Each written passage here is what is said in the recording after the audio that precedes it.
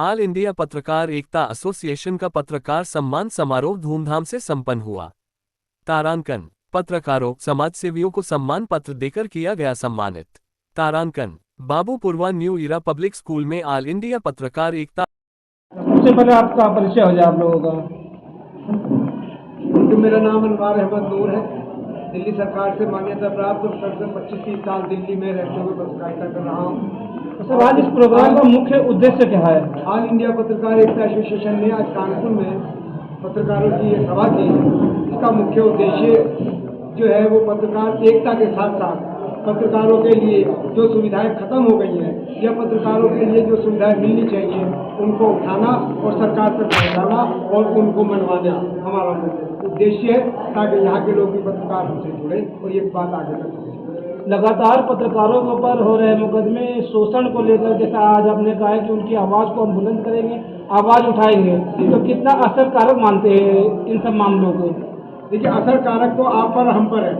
अगर हम किसी बात को सुन के घर में बैठ जाते हैं और उसमें कोई रिएक्शन नहीं देते, कुछ नहीं करते, तो वो भी असरकारक नहीं। अगर मैं किसी बात को सुनकर आपके बीच या बाहर निकलता हूँ, अपने पत्रकार साथी की मदद के लिए पहुँचता हूँ और उसकी मदद करता हूँ, तो वो असरकारक है।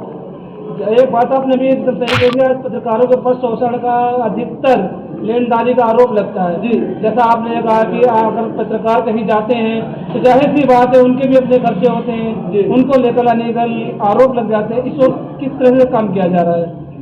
नहीं, हम इसको जो है सामाजिक रूप से बिल्कुल मान्यता देने के मूड में है।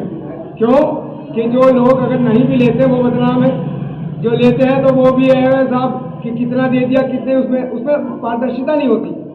अगर एक आदमी आया है हमारे यहाँ, हम उसकी मेहमान नवाजी कर रहे हैं, तो मेहमान नवाजी में अगर हम उसका जो खर्च है, पेट्रोल पंप है या जो भी चीज़ और चीज़ों पे भी तो खर्च कर रहे हैं, तो अगर उसको दे देते हैं तो ये कोई गलत नहीं है। हाँ, भ्रष्टाचार में लिप्त होना या दलाली करना या किसी से छुपा के लेना वो बिल्कुल गलत है, इस पेशे के खिलाफ है। ऑल इंडिया पत्रकार एकता एसोसिएशन द्वारा आप क्या लगता है युवाओं को कोई नया मार्गदर्शन पत्रकारों को दिया जा रहा है? देखिए, हमारी एक संस्था ऐसी है ऑल इंडिया पत्रकार एकता एसोसिएशन, जो नए पत्रकारों को, जो युवा पत्रकारों को, जो स्ट्रीट पत्रकारों को या जो यूट्यूबर्स हैं जिनको कोई पत्रकार नहीं मानता, हम उनको पत्रकार मानते हुए सारी सहूलतों की मांग कर रहे हैं, अपने साथ लेके चल रहे हैं, अपने संगठन से जोड़ रहे हैं और सरकार से भी ये हमारी मांग है कि उनको मान्यता प्राप्त का दर्जा दिया जाए और उनको जोड़ा जाए।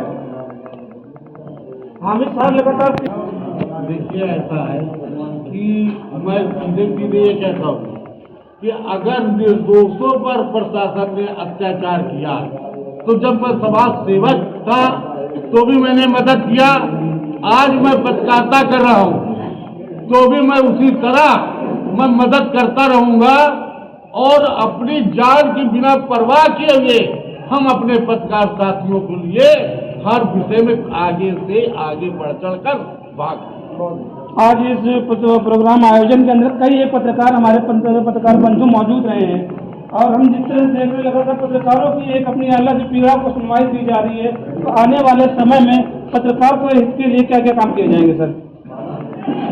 देखिए, पत्रकार के जो कानून मांगे हैं, जब हमने सरकार प्रस्ताव दिए हैं, जैसे उत्तराखंड सरकार है, दिल्ली सरकार है, गुजरात महाराष्ट्र सरकार है, तो वहाँ पत्रकारों को जो है मानदेय का रोल मिलना शुरू हो गया है और जो हमारे यूट्यूबर पत्रकार हैं उनको भी संलग्न कर लिया गया और उनको सरकार विज्ञापन दे रही है। और इसके अलावा हमारे जितने भी पत्रकार बंधु जो जो ऑल इंडिया पत्रकार एकता एसोसिएशन में जुड़े हुए हैं और जो नहीं भी जुड़े हुए हैं, हमने पूर्व में भी ये काम किया अगर कोई घटना घटित हो गई तो सबसे पहले हमारी आवाज़ बुलंद हुई है, चाहे वो ऋषिकेश का मामला हो, चाहे वो देहरादून का मामला हो, चाहे मथुरा का मामला हो, चाहे कानपुर का मामला हो, या इसके अलावा लखनऊ का मामला हो, अन्य झांसी का मामला हो, अभी अलीगढ़ का मामला मेरे सामने आया अभी बैठे हुए, तो हमने सबसे पहला आवाज़ उठाई है और हम किसी भी पत्रकार को दबने नहीं देंगे और हम उसके लिए काम करेंगे।